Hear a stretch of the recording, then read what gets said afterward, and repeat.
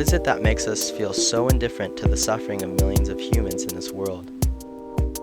Why do we consider their suffering acceptable? Because that is exactly what happens. We find their suffering acceptable, as much as some people would have a problem admitting that. But what else can be said when, although we are aware of their situation, we live our lives normally as if nothing wrong is happening? How many of our everyday actions are aimed at helping those who suffer? We need to realize that we all share a responsibility for their misery. And as long as we continue to live as if 1/3 of the population were not in poverty, few important results will be achieved. One can only wonder if this is the right direction.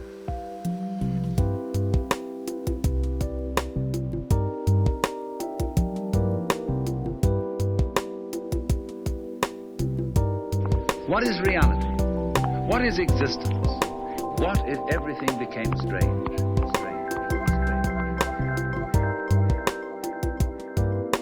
The two sides of the world, the black and the white, the I and the thou, the subject and the object, don't go together.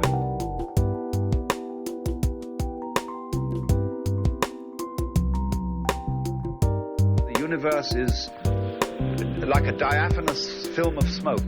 There's nothing you can catch hold of it.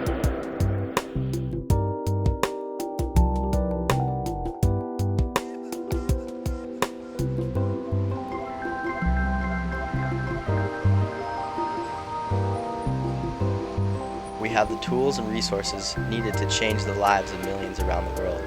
Yet we haven't put ourselves aside and moved from our comfortable lives in order to help fellow human beings in need. This is exactly what we have to do if we really want to produce change. If money counts the answer to it all, and dollar bills denote life's happiness, then heaven help us should the market fall to wake up in the morning counting less.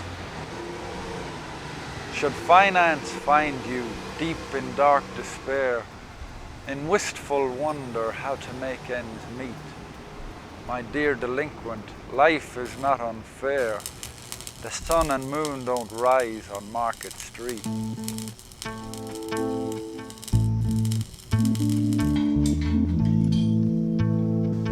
There's a term called consciousness.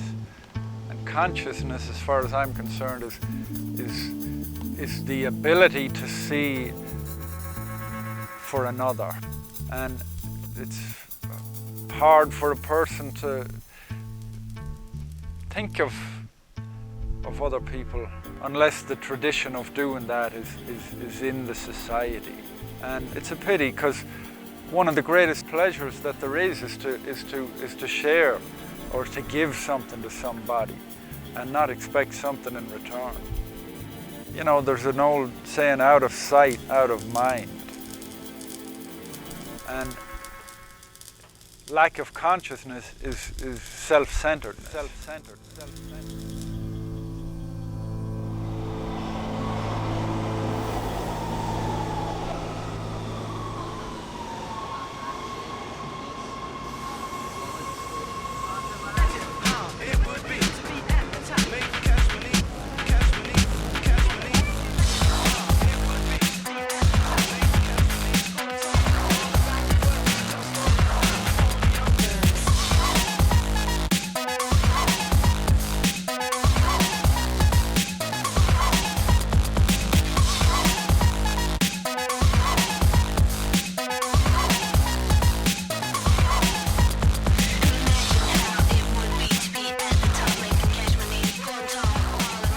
Definitely people value money more than anything else, rather than valuing the other people or giving a helping hand out, you know. I was making $52,000 a year, you know, and I only cared about myself. I didn't care about anybody else. And now that I see, you know, the people, you know, in the position that I'm in, you know, I'm definitely going to be a different person. You know, and I think some of them should be stuck down here for a year, or, you know, 6 months to a year, and be put, you know, in my shoes or something like that.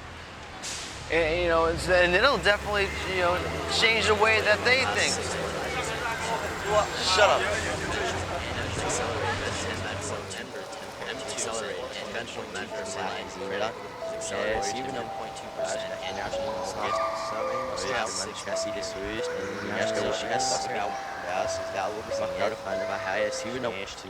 You have to see the other side of things to really know where you stand.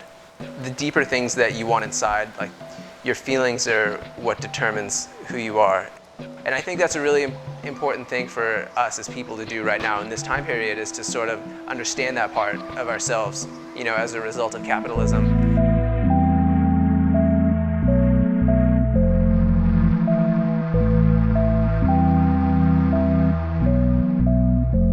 It sucks that some people have to suffer so other people can prosper.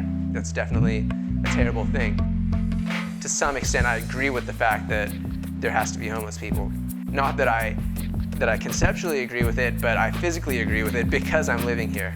You know, it's like I have to agree with that in some way to have my own place, so, you know, someone else can be on the street.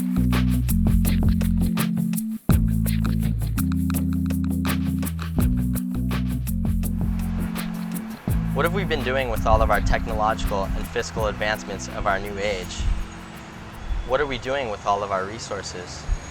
And most importantly, do we truly care for the more than 1.2 billion people now living in poverty? In the midst of everything, we live our lives as if we are always in a hurry, as if we are always late, as if everyone is a stranger, and as if most of us hate our jobs. In these large cities, few have time to think outside their own world, and few have time to think about other people.